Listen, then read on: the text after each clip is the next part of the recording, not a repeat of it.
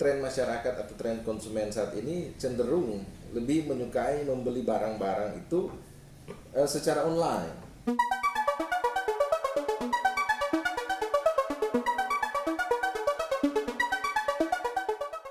Kemurahan besar dari Tuhan, Sang Pemilik hidup kita, umatnya. Saat ini di tengah-tengah sukacita umat Tuhan dari berbagai latar belakang, agama, status sosial, boleh menikmati suasana bahagia. Yang pertama, dalam kesempatan ini patut kami mengucapkan selamat Idul Fitri kepada saudara-saudara kami yang beragama Islam dalam peringatan 1 Syawal 1442 Hijriah. Tentunya kita semua boleh berbahagia bertepatan dengan hari besar umat Islam, Idul Fitri. Di kalangan Kristen pun merayakan hari kenaikan Yesus Kristus ke surga. Saat-saat di tengah-tengah kesibukan kita akan mendalami lagi, kita akan bercerita lagi dalam satu topik, bercerita gereja dan masyarakat. Suatu ide besar. Telah hadir saat ini, saya ada di rumah kediaman keluarga dosen kita, Bapak Dr. Karen Alfa Pontoan, SE MSc. Di tempat ini kami akan bercakap-cakap, bercerita, namun ada beberapa hal yang perlu disampaikan. Pertama, siapa beliau ini atau Bapak dosen kita ini yang sangat muda tapi cerdas. Pertama, dia adalah seorang lulusan Fakultas Ekonomi Universitas Samratulangi, jurusan manajemen. Dia juga memperoleh gelar Magister of Science MSc dari Pasca Sarjana Unstrat Prodi Pengembangan Sumber Daya PSP, Sumber Daya Pembangunan. Dari studi S2 ia boleh lanjut lagi studi di program Pasca Sarjana S3 Universitas Pajajaran Bandung dalam prodi Administrasi Publik. Ini sungguh lengkap.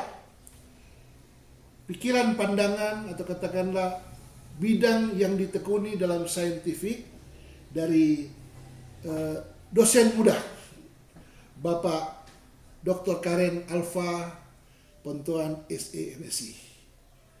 Saya tidak akan berpanjang lebar, tapi kita akan bicara dan membahas satu topik secara khusus, secara spesifik, yaitu strategi usaha mikro kecil menengah UMKM. Namun pesan saya, jangan lupa channel Bercerita Gereja dan Masyarakat ini di-subscribe, di-like, di-share, dan diberikan komentar-komentar. Saya tidak akan berpanjang lebar dalam introduksi atau pengantar dalam percakapan ini. Kita mulai saja dari topik yang kita akan kaji, kita akan bahas, kita akan bercerita pada saat ini. Yang pertama, Pak Karen, apa saja permasalahan UMKM sekarang ini? Bicara tentang dikaitkan dengan UMKM dalam tantangan pandemi COVID. Silakan memberikan penjelasan, ada data-data yang bisa disampaikan kepada pemirsa yang menonton channel ini. Ya, baik, terima kasih Pak Pendeta. Jadi sebelumnya luar biasa boleh hadir dalam channel Bercerita Masyarakat dan Gereja dan Masyarakat. Ini channel yang potensial luar biasa, memberikan literasi, tambahan pengetahuan bagi kita semua ya. Nah, jadi berbicara terkait dengan UMKM atau usaha mikro kecil menengah di Sulut sendiri, ini berdasarkan data yang ada di Badan Pusat Statistika per 2017. Jadi jumlah UMKM di Sulut ini kurang lebih ada 2.992.122 UMKM. Nah, di mana 2.900 sekian UMKM ini tersebar di seluruh kabupaten kota yang ada di Provinsi Sulawesi Utara. Nah, jadi kalau pertanyaannya terkait dengan permasalahan yang dihadapi oleh UMKM ini, data juga dari Badan Pusat Statistika Provinsi Sulawesi Utara, dia mengidentifikasi bahwa ada beberapa permasalahan utama yang dihadapi oleh UMKM kita. Yang pertama terkait dengan pemodalan. Jadi pemodalan itu yang jadi permasalahan atau kendala utama ya ketika BPS melakukan survei pada waktu itu. Kurang lebih 51,72% dari total 292 UMKM itu menyatakan bahwa permasalahan yang mereka hadapi adalah terkait dengan pemodalan dan likuiditas tadi. Kemudian 48,35% mengungkapkan adanya persaingan yang membuat usaha mereka itu kurang eksis. Kemudian yang ketiga terkait dengan kendala pemasaran. Nah, kurang lebih ini masih banyak juga kendala-kendala lain yang dihadapi, tapi kira-kira itu 3 kendala utama yang dihadapi oleh UMKM kita di Sulut. Jadi pemodalan, persaingan, dan adanya pemasaran. Nah, ini kalau kita lihat juga dari data BPS, bukan BPS, data dari Dinas Koperasi dan UMKM Provinsi yang terbaru, kurang lebih saya akses kemarin, itu jumlah UMKM kita itu saat ini ternyata berjumlah kurang lebih 168.000. Jadi kalau di 2017 ada 292.000 sekian, di 2021 ini dari website Dinas Koperasi UKM Provinsi itu tinggal kurang lebih 168.000. Nah, dugaan saya barangkali terjadi penurunan pelaku usaha UMKM ini. Salah satu faktornya karena adanya pandemi ini, Pak Pendeta. Dengan demikian memang adanya pandemi ini juga menambah permasalahan yang dihadapi oleh UMKM kita yang ada di sini. Oke, kira-kira berbicara tentang gonjang-ganjing penurunan drastis atau katakanlah pergumulan kita semua menyangkut UMKM itu sendiri, baik pemerintah maupun pihak-pihak keagamaan yang ada, organisasi keagamaan yang ada, yang di dalamnya memang perlu bangkit ke permukaan. Jadi perlu ada strategi jitu, strategi pengembangan UMKM itu sendiri di tengah-tengah situasi yang kemerosotan ekonomi karena pandemi COVID. Silakan Pak. Baik, jadi kalau dikaitkan dengan strategi ya untuk UMKM itu sendiri, sebetulnya kita kembali ke permasalahan yang mereka hadapi. Jadi kalau dari data tadi, permasalahan yang dihadapi adalah terkait dengan pemodalan, dan memang masalah pemodalan ini adalah masalah klasik yang dihadapi oleh rata-rata UMKM, bukan cuma di Sulut tapi di seluruh Indonesia. Karena memang karakteristik dari UMKM itu sendiri, kalau kita lihat dari undang-undang ya nomor 20 tahun 2008. Jadi di undang-undang nomor 20 tahun 2008 tentang UMKM itu usaha mikro itu dikatakan yang memiliki aset maksimal 50 juta, maksimal 300 juta, sedangkan usaha kecil itu lebih di atas 50 sampai 500 juta untuk aset. Itu aset di luar bangunan dan tanah. Sedangkan pendapatannya 300 sampai 2,5 miliar. Itu untuk usaha kecil sesuai Undang-Undang nomor 20 2008 tentang UMKM. Nah, dari situ sebetulnya kita bisa melihat bahwa memang karakteristik pemodalan yang kecil itu untuk kategori UMKM itu yang menjadi salah satu faktor pemicu mengapa kendala itu yang terus muncul.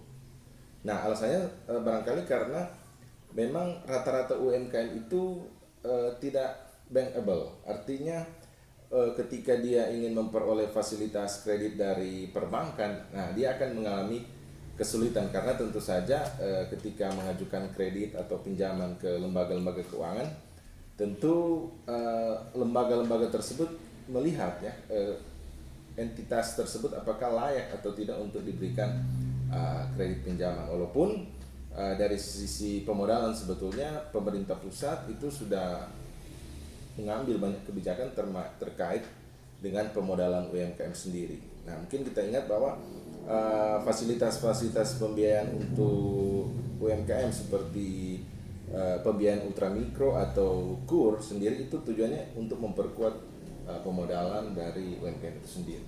Seperti itu. Jadi tadi dikait-kaitkan dengan peran pemerintah. Menurut Pak, solusi yang sudah diupayakan, dikerjakan, dibuat oleh pemerintah menyangkut bagaimana supaya UMKM tetap bangkit, gitu? Atau kata UMKM naik kelas. UMKM bisa ditumbuh kembangkan, ada pengembangan yang luar biasa, the best di tengah-tengah kehidupan masyarakat yang gonjang-ganjing dengan berbagai problematika keuangan yang ada, berbagai problematika zaman yang ada, terutama dengan kondisi pandemi ini yang kita mesti bagaimana supaya kita punya harus ada kiat-kiat yang disampaikan dalam kesempatan ini. Silakan. Barangkali ya strategi untuk UMKM itu sendiri biasanya itu dimulai dari manajemen modal kerja ya. Kemudian adanya inovasi produk dan mungkin yang terakhir itu terkait dengan metode pemasarannya ya.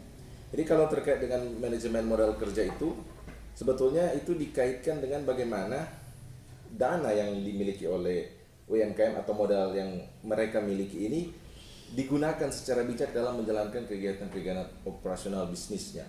Jadi kalau dalam pandemi ini memang ya tantangannya ketika adanya pembatasan sosial, maka adanya juga konsumsi yang menurun. Akibatnya ini perputaran keuangan dari UMKM itu sendiri mengalami hambatan. Jadi dengan demikian jalan keluarnya adalah bagaimana dengan bijak ini mereka mengalokasikan itu dana yang ada atau dana yang tersisa itu untuk faktor-faktor yang strategis dalam kegiatan usahanya. Kemudian yang kedua terkait dengan inovasi produk. Jadi memang kendala juga di kita ini. Jadi terkait dengan inovasi dari produk UMKM itu sendiri, baik itu produk barang maupun produk jasa itu sendiri. Jadi bagaimana adanya inovasi, bagaimana mengemas itu produk itu sehingga menjadi lebih menarik ya, bagaimana menciptakan Kemasannya ya produk baru dengan meningkatkan kualitasnya, fitur-fiturnya dan style atau model dari produk tersebut. paling tidak bisa menembus pasar nasional dan internasional. Bukan cuma kita ini, pasar lokal.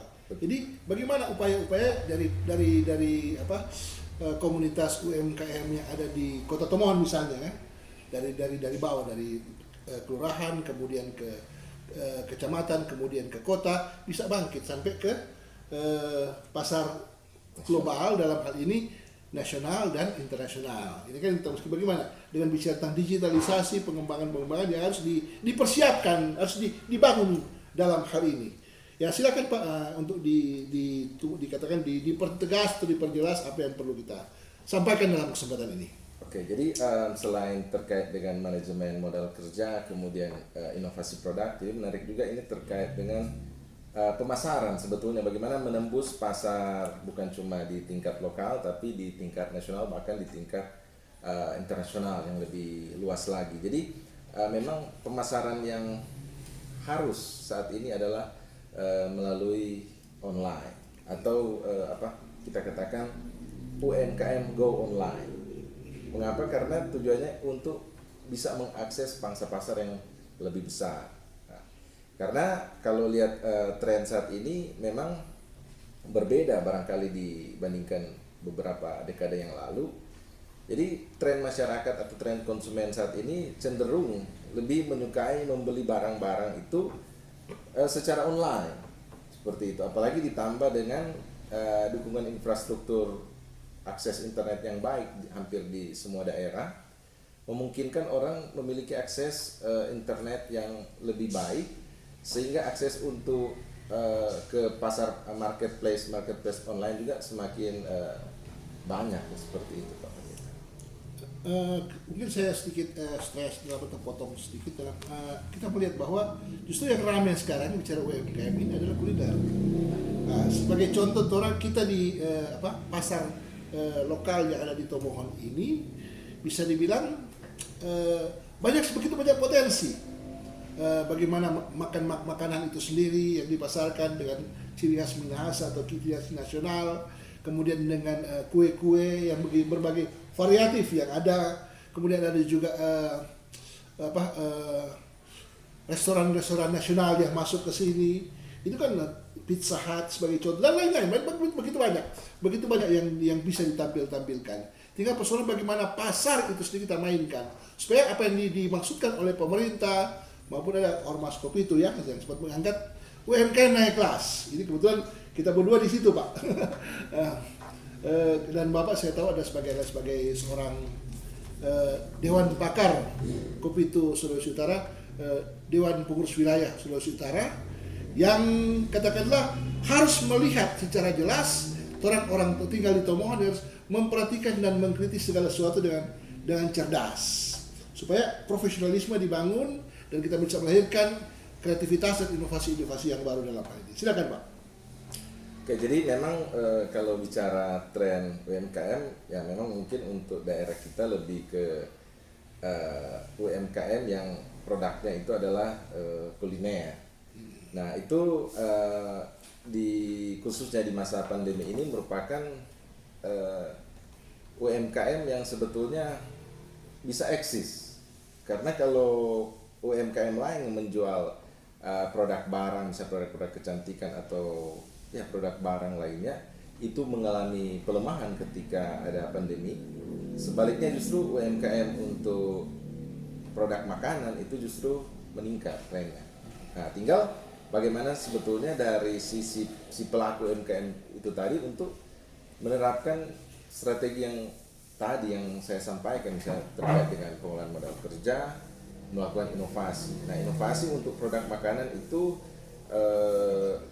luar biasa untuk bisa kita si pelaku UMKM itu mengeksplor lebih jauh dengan sekali lagi adanya keterbukaan informasi di mana bisa mengakses misalnya bagaimana cara mengemas suatu produk makanan itu menjadi lebih baik, atau bagaimana kira-kira menciptakan menu-menu baru yang cocok atau lebih pas dengan selera masyarakat yang ada saat ini, seperti itu. Kira-kira menurut pandangan Bapak sebagai seorang akademisi, sebagai seorang pakar pengembangan sumber daya manusia, kemudian juga adalah pakar administrasi publik yang bisa menjelaskan, memberikan penguatan sesuai dengan kajian atau tinjauan kritis Bapak dalam hal ini. Silakan. Oke, baik. Jadi kalau dari sisi kebijakan, berarti kita berbicara dari sisi pemerintah. Nah, kalau dari sisi pemerintah memang seperti sudah dikatakan juga sebelumnya, banyak ya strategi-strategi yang dilakukan oleh pemerintah pusat, misalnya dari Kementerian Keuangan sendiri lewat Peraturan Menteri Keuangan tahun 2017 terkait pembiayaan ultra mikro. Jadi sudah ada payung hukum untuk fasilitas-fasilitas pendanaan. Bahkan untuk saat ini kita tahu pemerintah terus memperkuat UMKM itu dengan bantuan BLT ya untuk UMKM. Nah ini mungkin sudah periode keberapa saya kurang kedua ya seperti itu. Nah itu merupakan upaya pemerintah menjaga supaya UMKM ini tetap eksis ya, tidak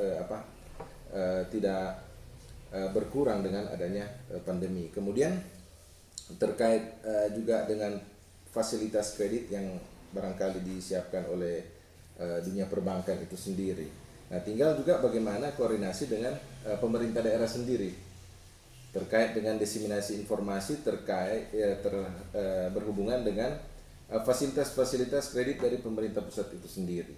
Karena UMKM itu kan adanya di daerah masing-masing. Jadi memang tanggung jawab dari pemerintah daerah juga di sini sangat vital. eh, peran pemerintah itu sangat vital. Ini dalam rangka mengupayakan, mengeksplor, bukan cuma bicara ini, secara praktis tentang UMKM itu sendiri dalam bagaimana kita mengejar sesuatu, bukan cuma sekedar mengejar keuntungan, tapi mengejar supaya ada ketahanan ekonomi yang bisa dibangun dalam pengembangan, dalam upaya kita menumbuh kembangkan UMKM itu sendiri. Jadi tentang yang bisa disampaikan bagaimana? Jadi memang berbicara UMKM itu tidak terlepas juga dari bagaimana kita memberdayakan potensi yang ada di diri kita masing-masing. Berbicara UMKM itu sebetulnya berbicara tentang bagaimana kita menumbuhkan semangat kewirausahaan di dalam diri kita masing-masing. Nah, berbicara kewirausahaan itu sendiri itu bisa dikatakan sebagai seseorang yang selalu ingin menciptakan sesuatu bisnis atau kegiatan usaha yang baru dengan mengambil resiko yang tidak pasti. Dengan demikian, kalau berbicara resiko dalam dunia kewirausahaan itu adalah hal yang selalu mengikuti dan tidak akan terlepas dari resiko untuk usaha apapun. Nah, dengan demikian terkait juga ketahanan keuangan itu, jadi bagaimana si pelaku UMKM ini bisa melakukan pengelolaan keuangan yang baik. Nah, memang permasalahan juga yang kami perhatikan ya yang dihadapi oleh UMKM adalah adanya kesulitan untuk memisahkan antara modal usaha dengan keuangan pribadi dari si pelaku-pelaku usaha kecil ini. Dengan demikian, ketika terjadi suatu masalah goncangan di sisi keuangan pribadinya dia, nah itu akan berdampak langsung pada kelangsungan usahanya sendiri. Seperti itu. Sekarang kita bicara tentang rekomendasi, bicara tentang peran ormas-ormas, termasuk ormas pemberdayaan. Mungkin diantaranya LPM, Lembaga Pemberdayaan Masyarakat itu sendiri. Kemudian ada KOPITU, Komite Pengusaha Mikro Kecil Menengah. Ada juga Asosiasi Trainer Indonesia. Yang memang ini sebagai contoh saja kan. Ada juga ormas-ormas yang lain yang memang harus berusaha untuk tampil dan memberi diri dalam tugas dan tanggung jawab, memberikan komitmen bahwa kita harus maju. Semua harus maju. Dan memang perlu ada sense of belonging, perasaan memiliki tanggung jawab supaya sekiranya ada kebersamaan antara lembaga-lembaga LPM adalah lembaga-lembaga pemberdayaan, termasuk juga dengan lembaga-lembaga keagamaan, masjid, gereja, pura dan seterusnya. Itu bisa membangkit, bisa membangun kekuatan ekonomi di kalangan masyarakat. Jadi bukan cuma kita bicara tentang keagamaan, bagaimana kita, tapi bagaimana kita bicara tentang pemberdayaan itu sendiri harus ditampilkan ke permukaan. Kira-kira catatan akhir Bapak bagaimana? Silakan.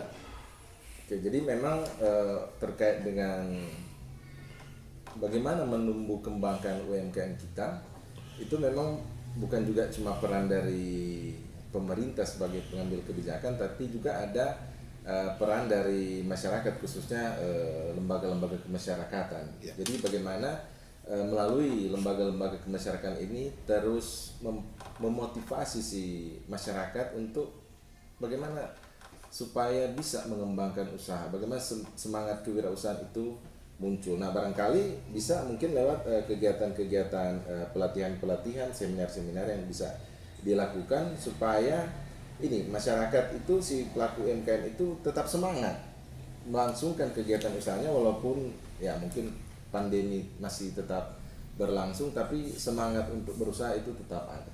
Jadi harus normalisasi pengembangan kebutuhan ekonomi itu sendiri. Jangan didiamkan dan orang jadi diam. Dia tidak mau berusaha. Jadi kita harus rubah mindset, pola pikir dan pola pandang dan pola tindak. Jadi bukan cuma berpikir, memandang dan tidak menindak. Jadi bagaimana satu kolaborasi yang memang harus orang tampilkan. Betul. Kerja keras, kerja cerdas, kerja tuntas dan kerja profesional. Ini terampil Presiden luar biasa. Selalu mengingatkan kita semua supaya kerja secara efektif dan efisien. Itulah profesionalisme kerja, termasuk disiplin kerja kita kan. Nah, mungkin ada catatan akhir dari Bapak, silakan terakhir sekali. Jadi kalau kita bisa rangkum semua ini, bahwa UMKM itu merupakan suatu faktor strategis untuk kemajuan suatu negara. Kalau dibandingkan dengan misalnya Singapura, Malaysia maupun Thailand, jumlah pelaku UMKM kita itu masih kalah. Jadi kalau di Singapura berdasarkan data dari BPS itu, proporsi pelaku usaha atau proporsi wirausaha itu 7% dari total penduduknya. Kalau Malaysia tidak salah itu 6%, sedangkan Thailand 5%. Nah, kita Indonesia berada di angka 3% dari total penduduk kita. Nah, dengan demikian memang saking vitalnya peran dari UMKM ini, maka memang selain dibutuhkan juga ini bagaimana terus ada penguatan-penguatan terkait dengan semangat untuk berusaha seperti itu. Ya, saya kira demikian, luar biasa. Peran pemerintah juga sudah maksimal dalam hal ini, dan berusaha untuk bagaimana masyarakat itu sendiri yang punya usaha mikro kecil menengah UMKM supaya berani, itu yang penting adalah berani tampil, berani membangun ekonomi. Dan bicara tentang bisnis itu terkadang harus bukan cuma bicara spektakuler, harus berjuang supaya sekiranya ada penguatan. Bukan cuma penguatan dikasih motivasi, dikasih modal, tapi kita sih yang mandiri, yang berusaha untuk menaikkan kelas UMKM itu sendiri. UMKM naik kelas. Saya kira demikian pemirsa yang menonton channel Bacerita Gereja dan Masyarakat dalam topik kita strategi UMKM. Terima kasih semuanya yang memberikan waktu, kesempatan untuk menonton, dan kita bisa saling memberi, katakanlah, rumusan-rumusan, masukan-masukan yang luar biasa. Tapi kami juga butuh subscribe, like, share, dan komentar-komentar. Mungkin mengkritisi kami supaya akan jadi lebih baik lagi ke depan untuk bagaimana membangkitkan semangat berusaha di tengah-tengah masyarakat yang ada di sekitar kita. Apapun agamanya, apapun latar belakangnya, sama-sama terus membangun satu kekuatan bersama demi kesejahteraan sebagai anak bangsa Indonesia yang mencintai tanah airnya. Terima kasih. Tuhan pasti selalu menolong kita, memberkati kita. Salam orang Minahasa. Tabea.